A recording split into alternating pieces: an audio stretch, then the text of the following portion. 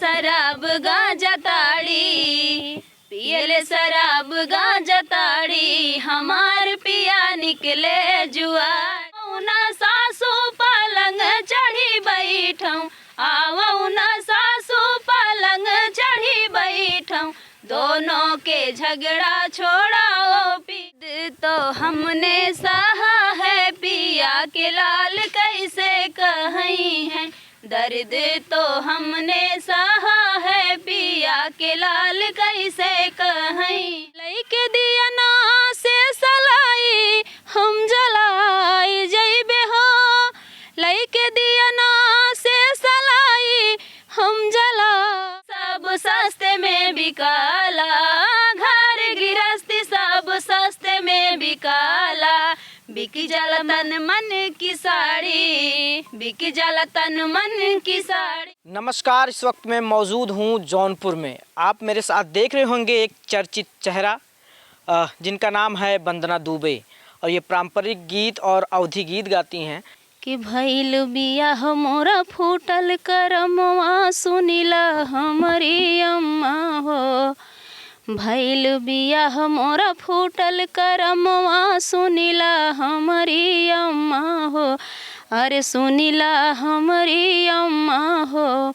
एक तो मिलल करिया बलमुआ, दूसरे हवे निकम्मा हो, एक तो मिलल करिया बलमुआ, दूसरे हवे निकम्मा हो। सेंट मारी के झारी के जुल्फी, घूमे दीना रतिया हो, सास ससुर के भी माने नाही, पियवा हमार बतिया हो।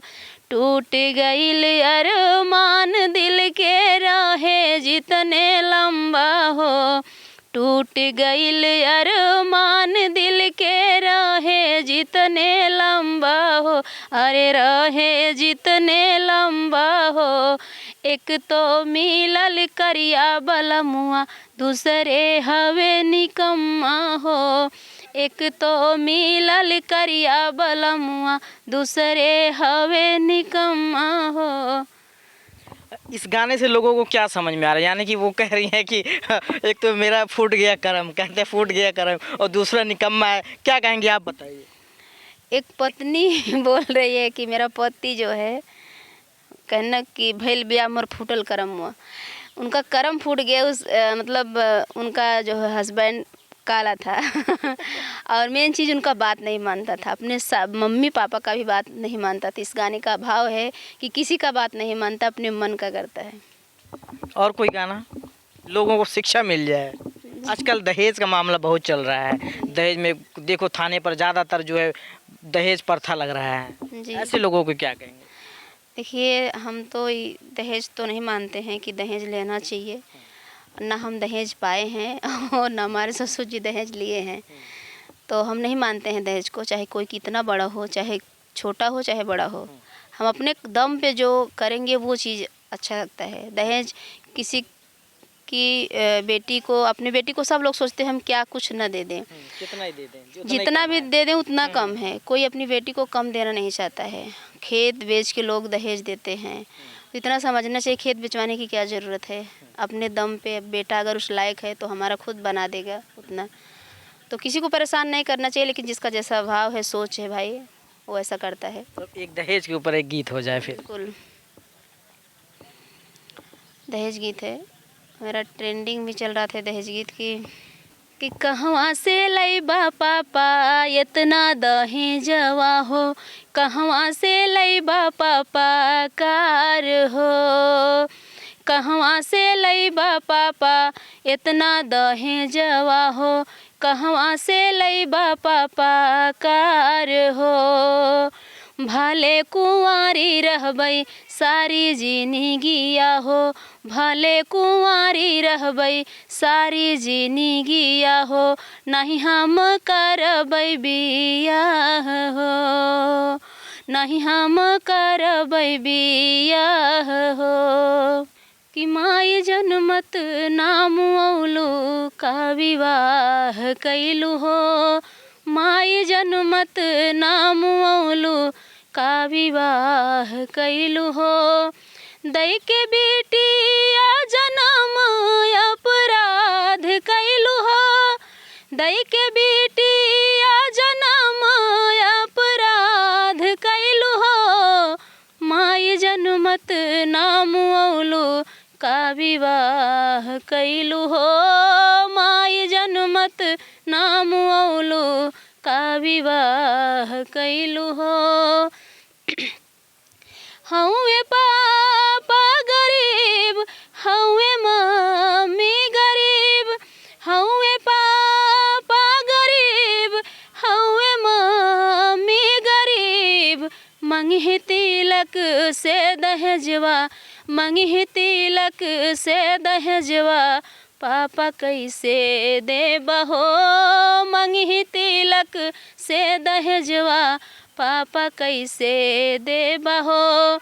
लइके दिया ना से सलाई हम जलाई जइबे हो, लइके दिया ना से सलाई हम जलाई जइबे हो, एही दहेजवा के खातिर, एही दहेजवा के खातिर हम फुकाई जइबे हो, यही दहेजवा के खातिर हम फुकाई जइबे हो, माई जन्मत नाम औलू का विवाह कैलू हो, माई जन्मत नाम औलू का विवाह कैलू हो।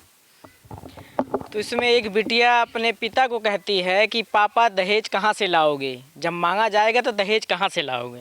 पान पेटारी में झुराई छोटी ननदी, पान पेटारी में झुराई छोटी ननदी, एक दिन के दूल्हा उधार देतू ननदी, व्यवहार देतू ननदी, पान पेटारी में झुराई छोटी ननदी, पान पेटारी में झुराई छोटी ननदी, नुनवा त मिली है उधार मोरी भौजी, व्यवहार मोरी भौजी, नुनवा त मिली है उधार मोरी भौजी, व्यवहार मोरी भौजी, दुल्हा के कवन व्यवहार मोरी भौजी, दुल्हा के कवन व्यवहार मोरी भौजी, पान पेटारी में झुराई छोटी ननदी, पान पेटारी में झुराई छोटी ननदी। दर्द तो हमने सहा है पिया के लाल कैसे कहीं है, दर्द तो हमने सहा है पिया के लाल कैसे कहीं है, आवो न सासू पलंग चढ़ी बैठूं, आवो न सासू पलंग चढ़ी बैठूं, दोनों के झगड़ा छोड़ाओ पिया के लाल कैसे कहीं है, दोनों के झगड़ा छोड़ाओ पिया के लाल कैसे कहीं है। दर्द तो हमने सहा है पिया के लाल कैसे कहीं है, चाहे तू मना बहू चाहे जिनी माना, चाहे तू मना बहू चाहे जिनी माना, लालन तो बेटा के कहीं है तो हार लाल कैसे कहीं है, लालन तो बेटा के कहीं है तो हार लाल कैसे कहीं है, दर्द तो हमने सहा है पिया के लाल कैसे कहीं है, दर्द तो हमने सहा है पिया के लाल कैसे कहीं है। पियले शराब गांजा ताड़ी, पियले शराब गांजा ताड़ी, हमार पिया निकले जुआड़ी, पियले शराब गांजा ताड़ी, हमार पिया निकले जुआड़ी, निकले जुआड़ी सखी निकले जुआड़ी, निकले जुआड़ी सखी निकले जुआड़ी, पियले शराब गांजा ताड़ी, हमार पिया निकले जुआड़ी, पियले शराब गांजा ताड़ी, हमार पिया निकले जुआड़ी, घर गृहस्थी सब सस्ते में बिकाला, घर गृहस्थी सब सस्ते में बिकाला, बिकी जाला तन मन की साड़ी, बिकी जाला तन मन की साड़ी, हमार पिया निकले जुआड़ी, पियले शराब गांजा ताड़ी, हमार पिया निकले जुआड़ी। तो हमारे साथ मौजूद थी आज हमारे मेहमान थी वंदना दुबे। और आपका नाम क्या है? अर्चना तिवारी। अर्चना तिवारी जी। अगर आपको ये गाना पसंद आया हो तो लाइक कमेंट सब्सक्राइब ज़रूर करें। नमस्कार।